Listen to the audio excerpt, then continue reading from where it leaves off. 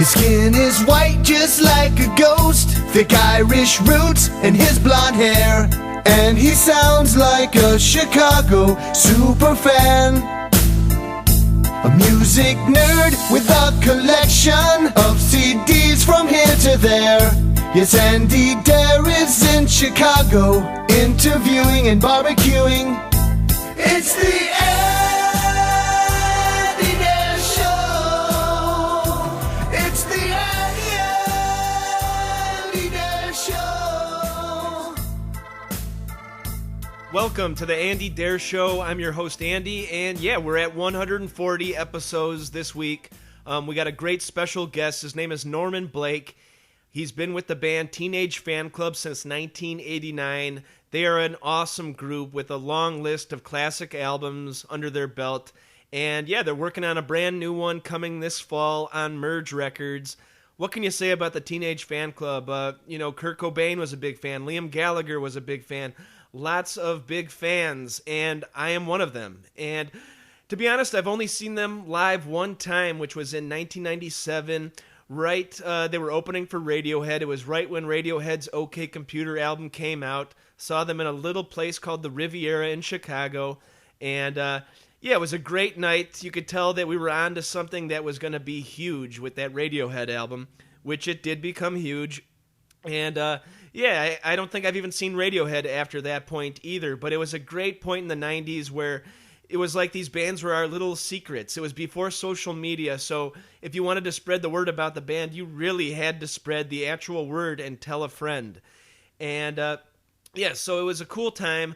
But they have awesome albums. Their second album, Bandwagonesque, won the Album of the Year 1991 for Spin Magazine.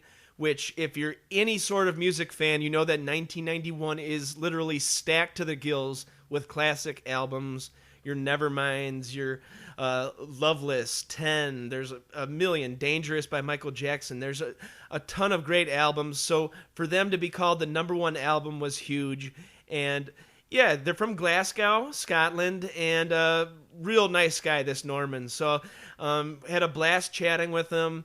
We had a lot of good stuff to talk about. He was friendly, he was warm and kind, and I want to thank Norman for taking the time out of his day to talk with little old me out here in Chicago. But yeah, it's a great chat. Want to thank everybody who stayed on board for 140 episodes all the way back to January 2011. And we're building quite a little fan base. So I thought we would do a new thing where I would take voicemails. And if you want to leave a voicemail, questions, comments, concerns, whatever you like, something weird, something funny, was there a band I should interview, is there an album I should listen to, give me a call at 630-341-3022 and leave a voicemail. Here's some of the latest voicemails. Andy, how you doing? Just checking out your show and enjoying it, and I wanted to get on the Honeycomb mailing list. My name is Marty, and I'm looking forward to getting on that list. I think it's awesome that you're actually putting something old school and that you can actually do it in your hands together. I haven't seen a fanzine or something like that, literature in the mail in 2 decades, so great job on the show. I'm a fan, and all the best. Thanks. Andy Dare, I have a question and a concern. My wife wants to know why there are no Russian guests on your show. You need more Russian guests. Between the two Hey Andy, it's great. Or what you like to refer to as Gladys. Why? I don't know. But give me a call if I don't answer because I'm busy at my part-time. Alright, bye. Hey, Andy, it's Kevin Matthews. I'm in my studio. I'm on my cell phone. Why don't you text me if you want to say hi, and I'm going to be recording for Friday. Thanks, bud. And there you have it. Just want to thank everybody who's left a voicemail. And yes, if you want to be part of the Honeycomb fanzine mailing list, the easiest way is to call 630-341-3022. Leave a voicemail with your mailing address and name. And you'll get on the list. It is my new little project since January of this year. We've been doing the Honeycomb fanzine. It's completely free. And yeah, it just features articles from me, Tyler Kale, Jay Porks, and Dan Corhonen, the four guys working at Dare Network as we speak. And yeah, it's just a little throwback to the 80s and early 90s when, you'd put a thing together, you'd copy it on a Xerox, and then you'd send it out to all your friends around the country. So it's just an interesting thing that we've been trying. And want to thank everybody who's been on the mailing list. We got something like 32 mailing list people now. So want to thank the cool people that left a voicemail, and it's always good to hear from Kevin Matthews. Hopefully I'll be on that show soon. Speaking of Kevin, last week I was a guest once again on Bob and Ron's Record Club, which is also a part of Dahl Network. Not Dare Network, Dahl Network, a.k.a. Steve Dahl's podcast network. So Bob and Ron, they do a great show. I'm a music freak. They're music freaks. I'm kind of funny. They're really funny. So I would definitely say go check out their show. If you like my show, you're going to love their show. It's a weekly thing at dahl.com, DAHL.com. And yeah, my episode from last Wednesday, we discuss my Honeycomb fanzine. We discuss some other cool things. And it's always a good time talking to those guys. And they're part of the Dahl Network, just like Kevin Matthews is. I really think it's definitely worth the money. It's an awesome subscription-based podcast network. So do check out Steve Dahl and his podcast network. And while you're at it, check out my network, Jay Pork's Experience, every Tuesday, coming to you straight out of Staten Island, New York City. And every Thursday, the Tyler Kale Show from Hollywood, California. And we got a brand new podcast called Spin Class. That is me and Tyler Kale doing a weekly show where we critique a hip-hop classic album. And that's executively produced by superfan Giovanni Giorgio. Real nice guy I've met through the whole Adam Carolla universe. So do check out Spin Class. I want to keep my spiel short this week. I think the interview speaks for itself. TeenageFanclub.com for more info on the guys from Glasgow. Norman Blake's a super nice guy for doing this interview. Follow him on Twitter at Norman Blake. And yeah, that about does it. Want to thank everybody for keeping this thing going for 140 episodes. We're just going to keep going. And thank you so much for listening. And without further ado, my episode 140. I'll make it clear with special guest Norman Blake.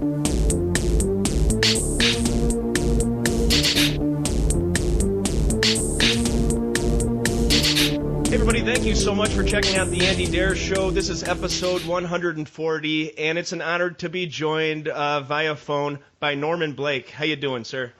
I'm very well, thanks. Yeah, nice to be speaking with you.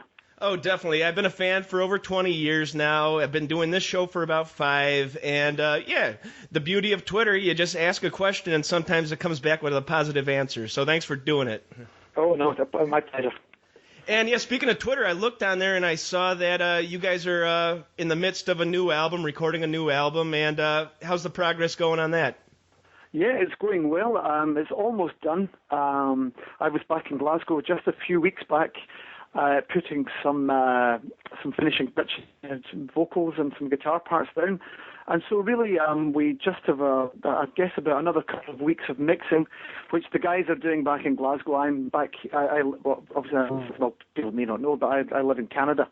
So I've come home, and the other fellas are putting the finishes to the album. So we're hopeful that we can have a September release for the record. September release, awesome. And yeah. Are you guys just producing it by yourself? Yeah, we did. Yeah. We recorded the bulk of it at a studio in the south of France, which was a lot of fun, as you can imagine. Some great wine, some great cheese and food, and then we put the final parts down at Raymond from the band's home. He has a studio, a small studio set up there. Basically, yes, we're kind of overseeing the whole thing ourselves. That's awesome. How about an experience from the recording sessions that might shape the sound, or what is a previous Teenage Fanclub album that this might bring back memories of, or is it a completely new Sure. style? Well, do you know, I think we've always felt that the environment that you record in will definitely influence, what you put down. We made an album in Chicago a few years back, our Man-Made album, and the bulk of that was done in the midst of a Chicago winter, very harsh winter. And so, I mean, I think that, and maybe lyrically, we sort of, a lot of the lyrics are sort of referencing spring and summer. So, nice. It was like as a sort of juxtaposition to the environment that we were recording in. But no, I think also because of the way that we write, there are three people writing songs. It's difficult to first, we really conceptualize when we make them. For us, it really is just a collection of songs. But the atmosphere or the mood of the record will be influenced by the environment. But I think, all of our records have really just been song-based. There's no kind of general concept behind the whole thing. So I think what it is another album like that. But eclectic in the sense that there are some sort of acoustic, sort of folkier things on there.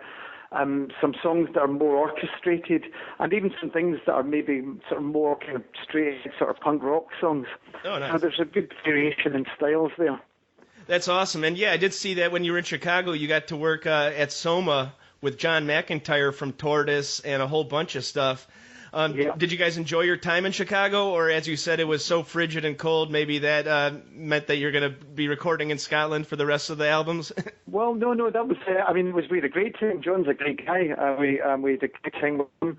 And Chicago's a fantastic city, of course. In fact, I see that as a kind of rehearsal for me moving to Canada, which is pretty frigid as well. I've gotten used to that. We've had a couple of pretty harsh winters. I live about 1 hour west of Toronto, so in fact, not a million miles away from Chicago. And so no, it's and of course, when you're in the studio, you're spending most of the time indoors. And in terms of club, well, the room is just around the corner from John's studio, so we didn't have to walk very far. We only had to spend 1 or 2 minutes in the cold weather before we could have a nice pint after the session. And actually, it became a bit of a running joke of the session that John has. I think we dined in a different restaurant every single night. John has a couple of books full of menus, and so it was quite a good culinary experience, as well as a good recording experience. All right, and we're coming up on the 20th anniversary of a big album for you guys. Grand Prix came out in May of '95, and that was a pretty awesome album, and it was pretty much heralded across the board. Lots of good critical acclaim, and it sold pretty well. Was there a lot of pressure to make something a little bit more approachable after the 13 release? I'm not really sure. I think for us, we felt that with the 13 record, we hadn't really achieved what we had wanted to achieve. In that we had, when we started making that record, we had like 35 or 40 songs, and probably 35 or 40 unfinished songs, and we spent a long time making it, and the process of making that record was not a lot of fun for us, in the way that the previous one had been. The Bandwagonesque record happened really quickly because we'd had the material for some time. But with Grand Prix, I think we really wanted to get back to having, going into the studio knowing exactly what we wanted to achieve. So in that sense, it felt really good in that it was a very concise session. And I think we've been very fortunate that across the years we've been lucky to have pretty decent reviews generally. Maybe with the 13 record there were some not so great ones, maybe deservedly so. Who knows? But we just felt that maybe the way we felt as if we had something to prove or something, if not to other people, at least to ourselves. Yeah, if they had so their we way, were they would pretty just want focused you from to, it. If they had their way, they just want you to keep recording Bandwagonesque until infinity, right? So you got to keep trying new things, throwing new things into the sound, right? Well, absolutely, yeah. And we've always been song-based. Sure. So there's only so much you can do. We were never going to do anything dramatically different stylistically. But yeah, we did, that's maybe a move towards a more acoustic sound with the Grand Prix album and with the one that followed that, Songs from Northern Britain. We picked up some nice acoustic guitars, and we found a mandola, and there are maybe sort of more keyboards and things on it. And so yeah, there's definitely a broader range of instruments on that record. I think with Grand Prix, it's pretty much, electric guitar. There's some strings on there, but it's mostly electric guitar.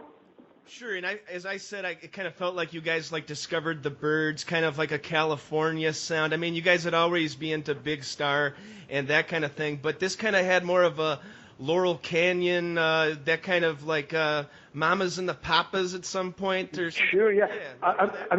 Well, I mean, if it was unintentional. I think. I mean, that's not to say that we don't like that music, but I don't think we set out with a specific aim to make music like that. But yeah, like I say, that's music that we are all fans of. But we probably listened to quite a lot of soul music at that time as well. I mean, I think we always have. But that's the thing. You have, as I'm sure it is with any other band. You have a number of different influences that you put into, you put into, whatever. When you're writing, spit it out, Norman. It's all good. How about this, with Bandwagonesque, you guys have always, the C86 scene was obviously a very communal scene. But when Bandwagonesque came out, you were in the midst of the whole grunge movement, and you didn't really fit in there. And then in 95, you were in the midst of the height of Britpop, and you didn't really fit in there. So it was kind of like you guys always did your own thing. Were you ever, pressured by the label? Hey, it's 1995, Blur and Oasis are on the top of the charts. Can you make a song like Country House? Or could you bring up the Kinks influence a little more? Right, well, actually, funny you should talk about, before we recorded Bandwagonesque, in fact, while we were recording Bandwagonesque, we made that record with Don Fleming. But we'd been working with Don for a few months before that, and it was actually at that point we were listening to a lot of Sonic Youth and whatever, and the initial idea was to have quite an aggressive record, but Don said, look, you guys are really good at harmonies, and no one's really doing that at the moment. You should really focus on that because, it would maybe make the record stand out a little more from other things that are around at the moment. And so that was really what influenced us, to make that record, harmony-based or have more harmonies there. Now, and again, when it came to the Grand Prix thing, I think we never really felt part of that, because, of course, a lot of these genres that are created by the British music press, they've been doing it for years. I think they still do it. But we were in Glasgow. We didn't, and the Britpop thing was really a London-centric thing. Even though Oasis were kind of at the vanguard of that, they were from Manchester. They lived in London. So it was all around the London media. So in fact, our album after Grand Prix is a little ironic. The title, "Songs from Northern Britain," was a little joke on the idea of no one would call Scotland Northern Britain. It was just a little kind of swipe at the Britpop thing. But I don't think we've ever really felt part of any particular scene. We really have always kind of just done our own thing. That's awesome. And, Teenage Fanclub is known for having the three principal songwriters. I can think of the Beatles being another one. Can you fill us in on some other bands that have three principal songwriters? Well, I suppose we were talking about the Byrds earlier on. They had a few songwriters, didn't they? Oh, yeah, sure. Yeah, Gene Clark and Crosby and McGuinn or whatever, but yeah, I suppose that, let me think. Other than that, I suppose there must be loads. Must be loads of them. There's got to be, but yeah, I've been studying up on it. I don't see that many, especially those that have been together for 25 years, like that. Sure, yeah. I think groups are always about the dynamic of between the people who are in the group. Obviously, and for some reason our dynamic and the thing that works for us is to have three songwriters That's what, everyone's comfortable with that. It's just the way we do our thing. And it's a good fit for us, and for other bands it wouldn't be. For other people, you'll have a kind of benevolent dictatorship. You'll have an artist who does all the writing, and we've always felt that having 3 songwriters has made our life a little bit easier. And that if you're a sole songwriter for a band, and you've been around for 20 years and you've made 10 albums, that's a lot of work, and it's difficult to have a good level of consistency for any songwriter, I wouldn't envy anyone who has to do that. So we always felt that we've been quite lucky in that we've had 3 of us and we can sort of spread the load a little bit. I love it. Like doing my show, I've seen all these bands with quotation marks, and you find out, hey, James Dean Bradfield is really the mastermind behind all the Manic Street Preachers music, pretty much like that. Right, yeah, and, Smashing Pumpkins, obviously another thing like that. And there's a lot of bands that are like that, where the one guy is really doing most of the work, the heavy lifting, and it's so refreshing to see that you guys been around so long, carrying the weight together. And has there ever been, I'm sure there's been friction between you guys. Hey, I want my song on this one, I want that song, but it's never really led to any serious infighting, right? No, there really hasn't been very much friction at all. I don't think any of us are like that. It's not, some people thrive on confrontation and for their creativity. I suppose people always talk about Jagger and Richards, and but that doesn't work for us. Again, it's about the dynamic of the individuals and how their personalities work together. And for us, so none of us are like that. We wouldn't be like, I think we in fact now for our albums we'll write 4 songs each and we'll have 12 songs on the album, and that's just how we do it, because it's that's fine. And everyone so far has been able and managed to come up with the required amount of songs. So it's but that's how it works for us. And with other situations or other bands, it would be different probably.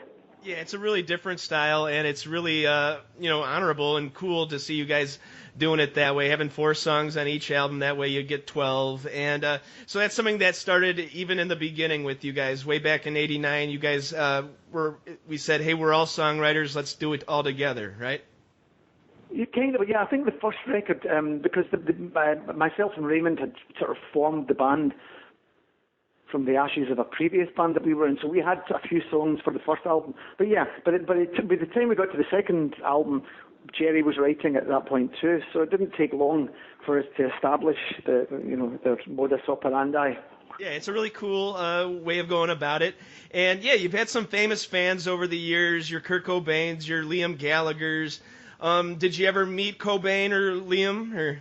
Yeah, we toured with Nirvana which was an amazing experience. We'd sort of known those guys before, but we were the opening band on the Nevermind European tour, so we knew them pretty well for a brief period of time. We were good friends. In fact, funnily enough, in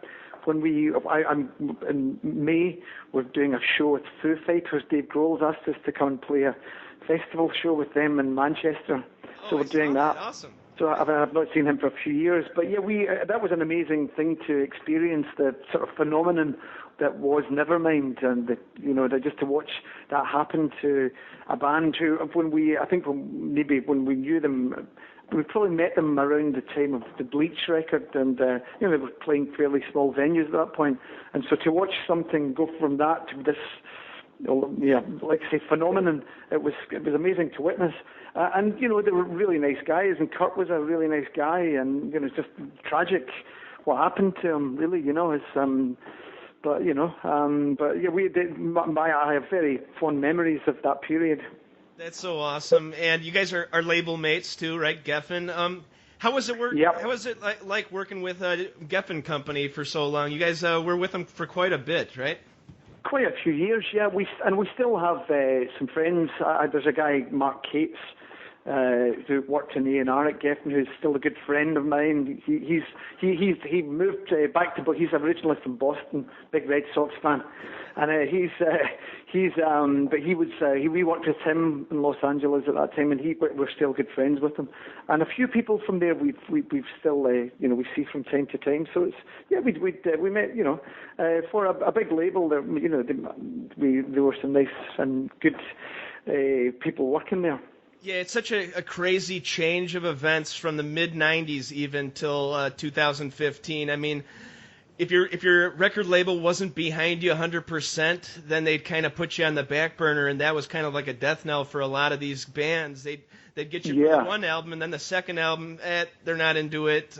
Good luck with finding another record label. Now in 2015, I believe you guys are still with Merge, right?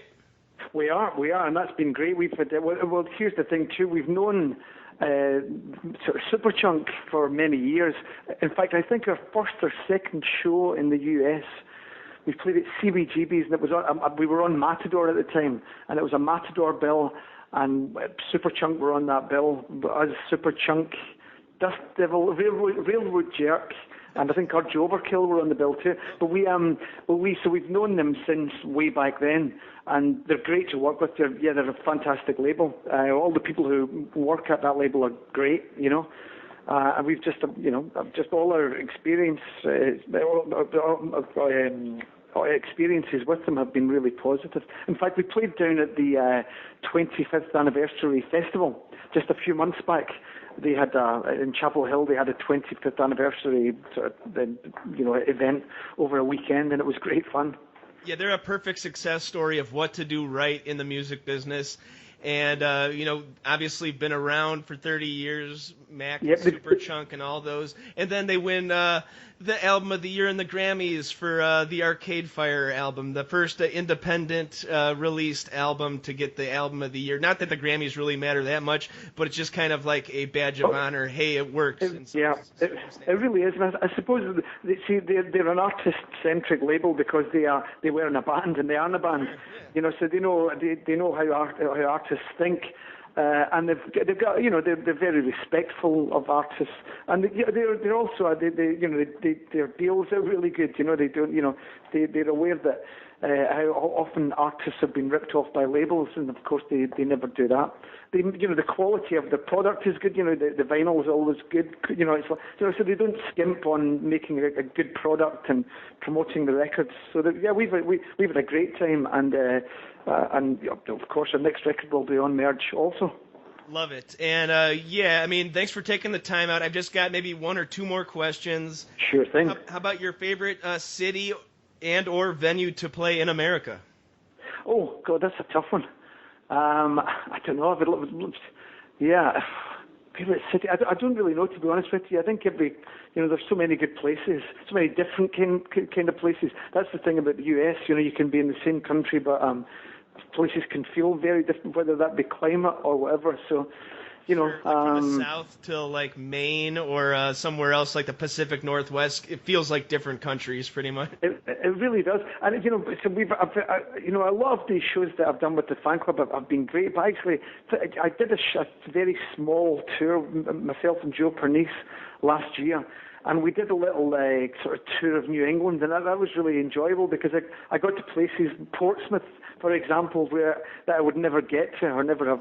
And that was really good, to sort of do that. So, but I'm trying to think of places that.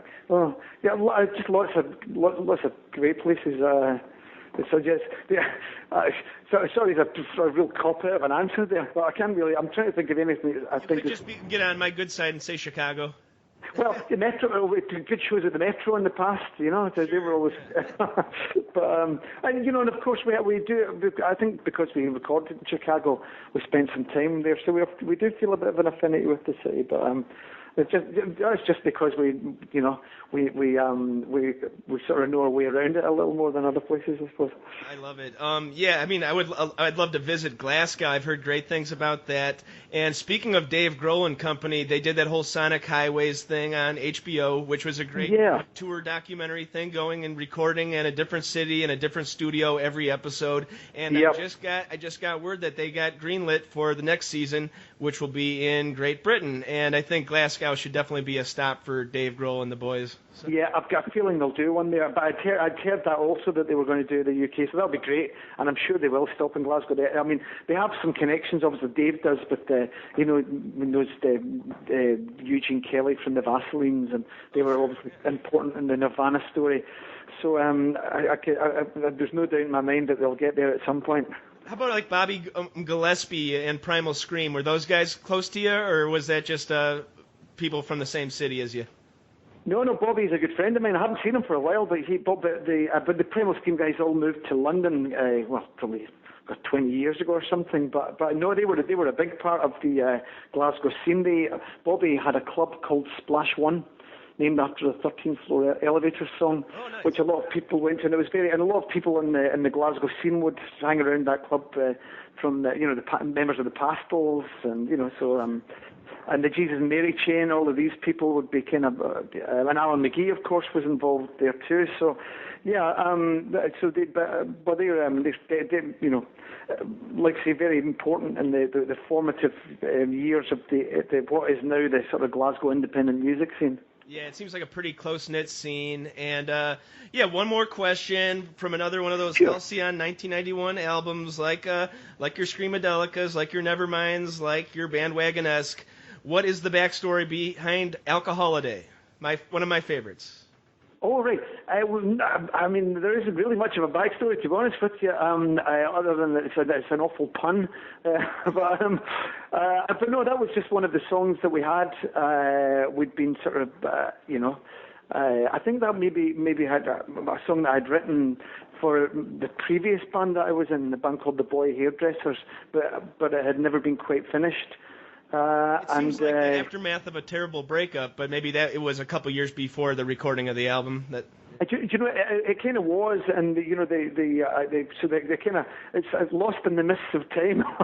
The story, because I don't think it's even about a specific relationship. It's about a number of different relationships over the course of my an adolescent of. Teenager, kind of a number of relationships. So every teenager, pretty much. Exactly. There's an amalgamation of a number of different tragic events in my life. I got you. Nice. That's an awesome note to end on. You got the new album coming out this fall. Check out more info at teenagefanclub.com. Follow on Twitter. It's Norman Blake or Teenage Fanclub at Twitter. And, just want to thank you so much. Your big influence on my life. The music stands the test of time like nothing else. Thanks so much. Any last words, Norman?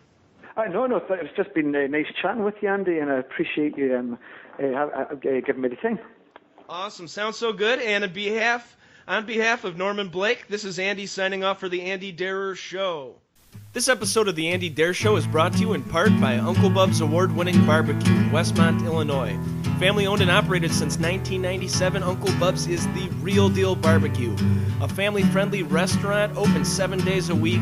Also, it's a full-service catering company doing weddings, pig roasts, luau's, grill packages, you name it. They have a friendly, helpful staff that will make sure that your party goes off without a hitch.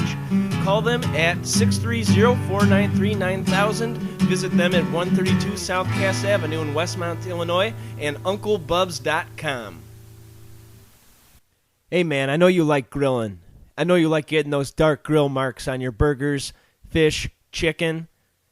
And I know you don't want to just dry your meat out like you're cooking with a hairdryer. Why not get the Man Grate and click through the AndyDareShow.com's banner so we can keep the lights on here at Honeycomb Hideout Studios in gorgeous Westmont, Illinois. The Man Grate. This episode of The Andy Dare Show is brought to you in part by Record Utopia, a music lover's dream with thousands of vinyl records, musical instruments, and sound gear.